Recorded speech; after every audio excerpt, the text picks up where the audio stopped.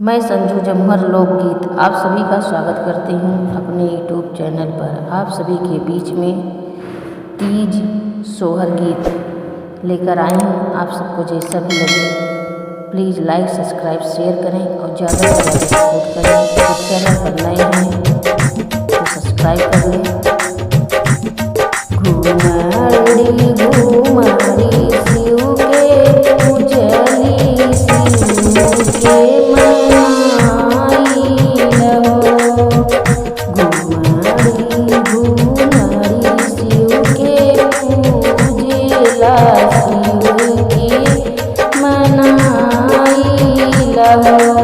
शिवजी जब जनमी है डमरुआ हम चढ़ाई बाई हो। शिवजी जब हमरे होरीला जनमी है डमरुआ हम चढ़ाई हो।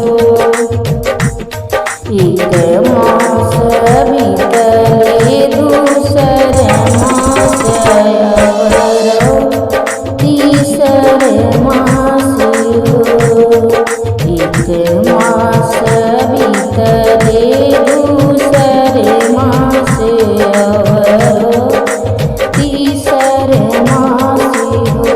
ललना धीरे धीरे नव मास बीतर दिन ललना धीरे धीरे नव मास बीतल दिन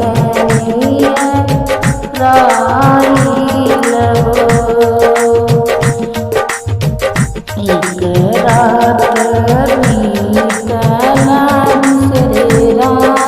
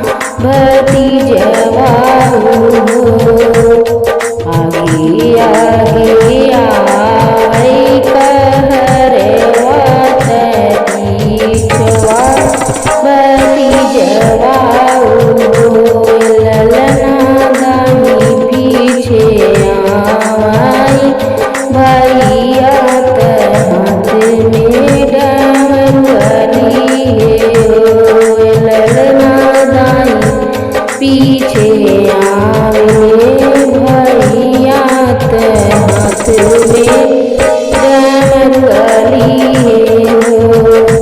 घूमड़ी घूमड़ी शिव के पूजिला, शिव के मनाइला हो।